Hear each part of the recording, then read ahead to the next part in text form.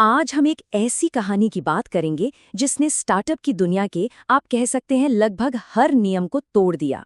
जी हाँ, ये कहानी है ज़ोहो की और उसके बिल्कुल अलग सोच वाले संस्थापक श्रीधर वेम्बू की। जरा इस आदमी को देखिए, एक तरफ लुंगी और साइकिल वाला बिल्कुल सादा जीवन, और दूसरी तरफ भारत का सबसे ज्यादा मुनाफा कमाने वाला स्टार्टअप। यही वो अनोखापन है जो श्रीधर वेम्बू और ज़ोहो की कहानी को इतना दिलचस्प बना देता है। और जब हम सफलता की बात करते हैं तो आंकड़ा सच में हैरान करने वाला है। ज़ोहो का सालाना मुनाफा पता है कितना? 2700 करोड़ रुपए। ये एक ऐसी रकम है जिसके बारे में भारत के ज्यादातर स्टार्टअप्स तो बस सपना ही देख सकते हैं। अब ये रकम कितनी बड़ी है, इसका अंदाजा लगाने के लिए चलिए एक मजेदार तुलना करते हैं। ये रकम शार्क टैंक इंडिया के 5 मशहूर जजों के कुल मुनाफे से भी ज्यादा है। इससे ये साफ हो जाता है कि ज़ोहो एक बिल्कुल ही अलग लीग में खेल रहा है, वो भी बिना किसी शोर शराबे के। तो सवाल ये उठता है कि कोई इस मुकाम तक पहुंचता कैसे है? इसका जवाब किसी बिजनेस स्कूल की किताब में नहीं, बल्कि श्रीधर वेम्बू की स्वतंत्र सोच की नींव में छिपा है। श्रीधर वेम्बू की पढ़ाई लिखाई का सफर बहुत शानदार था। आईआईटी मद्रास में 27वीं रैंक और फिर अमेरिका की प्रिंसटन यूनिवर्सिटी से पीएचडी। लेकिन इतनी बेहतरीन पढ़ाई के बावजूद उन्हें लगा कि असली ज्ञान तो किताबों और क्लासरूम के बाहर है, और यहीं से उन्होंने खुद सीखने और अपनी राह खुद बनाने का फैसला किया। तो अपनी इसी खुद सीखने वाली फिलॉसफी को लेकर उन्होंने अपने भाई के साथ मिलकर एक कंपनी शुरू की जिसका नाम था एडवेंटनेट। और इसकी नींव बाहरी पैसों पर नहीं बल्कि आत्मनिर्भरता के सिद्धांत पर रखी गई थी। लेकिन शुरुआत, जैसा कि अक्सर होता है, बिल्कुल भी आसान नहीं थी। उनका पहला प्लान था हार्डवेयर बनाने का, लेकिन जल्द ही उनकी सारी जमा पूंजी खत्म हो गई। उस जमाने में स्टार्टअप फंडिंग मिलना तो लगभग नामुमकिन था। तो यहीं उन्हें एक बड़ा फैसला लेना पड़ा, हार्डवेयर का सपना छोड़कर सॉफ्टवेयर की दुनिया में उतरने का। और यहीं पर वेम्बू ने कुछ ऐसा किया जो ज्यादातर टेक फाउंडर नहीं करते। उन्हें एहसास हुआ कि सिर्फ टेक्नोलॉजी बना लेने से कंपनी नहीं चलती, उसे बेचना भी पड़ता है। तो अपनी इस कमी को पूरा करने के लिए उन्होंने 2 साल तक एक सेल्स एक्सपर्ट के साथ साई की तरह काम किया, सिर्फ ये सीखने के लिए कि बेचा कैसे जाता है।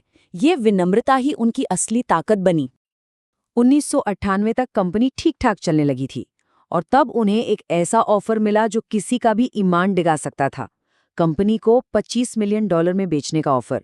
उस समय के लिए ये बहुत बड़ी रकम थी, लेकिन उन्होंने और उनकी टीम ने इसे ठुकरा दिया। उनका फैसला साफ था, हम बाहरी निवेशकों के पैसे के बजाय कंपनी के मुनाफे से ही कंपनी को आगे बढ़ाएंगे। और उनका ये फैसला कि हम बाहरी पैसा नहीं लेंगे, बहुत जल्द एक बहुत बड़ी कसौटी पर खरा उतरने वाला था। जब पूरी टेक इंडस्ट्री ताश के पत्तों की तरह ढह रही थी, तब ज़ोहो ने कुछ ऐसा किया जिसकी किसी ने कल्पना भी नहीं की थी। जरा सोचिए, साल है 2000, टेक मार्केट क्रैश हो चुका है, रातों रात 80% क्लाइंट्स गायब हो गए। ऐसी हालत में कोई भी कंपनी क्या करेगी? जहां एक तरफ पूरी इंडस्ट्री अपने कर्मचारियों को नौकरी से निकाल रही थी, ज़ोहो ने एक भी इंजीनियर को नहीं निकाला। ये इसलिए मुमकिन हुआ क्योंकि उन पर किसी निवेशक का दबाव नहीं था, कोई कर्ज नहीं था, और उनके पास कैश था। उन्होंने इस संकट को एक मौके में बदल दिया और उस साल को ईयर ऑफ R&D यानी अनुसंधान एवं विकास का वर्ष घोषित कर दिया। और उस 1 साल की मेहनत का नतीजा कमाल का था।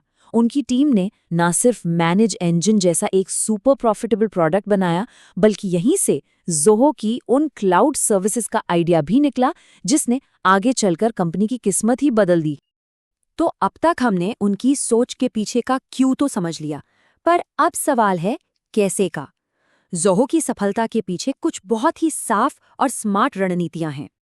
उनकी सबसे पहली और बुनियादी स्ट्रैटेजी है जियो आर्बिट्राज। सुनने में थोड़ा मुश्किल लगता है, पर मतलब बहुत सीधा है। भारत के किफ़ायती और बेहतरीन टैलेंट का इस्तेमाल करके अमेरिका जैसे महंगे बाजारों के लिए प्रोडक्ट्स बनाना।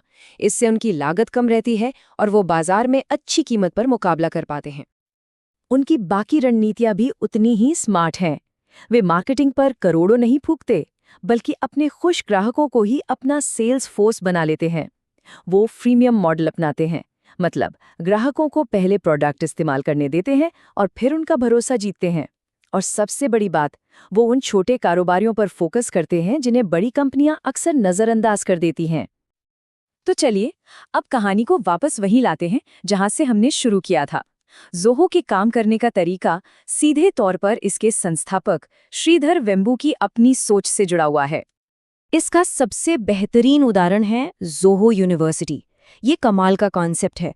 वे 10वीं और 12वीं पास छात्रों को सीधे ट्रेनिंग देते हैं, उन्हें स्टाइपेंड भी देते हैं और फिर नौकरी पर रख लेते हैं।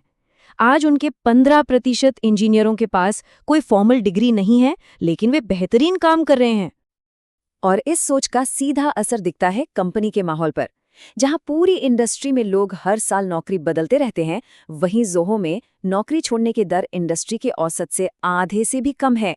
यहाँ कर्मचारियों का ध्यान रखा जाता है और बदले में कर्मचारी कंपनी का ध्यान रखते हैं। आज की तारीख में वेन्बू का मिशन और भी बड़ा हो गया है। वो अब शहरीकरण की इस लहर को उलटना चाहते हैं। वो खुद एक गांव में रहते हैं और वहीं से काम करते हैं, और उनका लक्ष्य गांवों में ही बड़े बड़े टेक ऑफिस खोलना है ताकि रोजगार के लिए लोगों को शहरों की तरफ ना भागना पड़े। और आखिर में श्रीधर वेम्बू की वो एक सलाह जो हर किसी के काम आ सकती है, खासकर उन लोगों के जो कुछ नया शुरू करना चाहते हैं। वो कहते हैं, गिनती -5 साल से शुरू करो। छठे साल में जो होता है वही असल में मायने रखता है।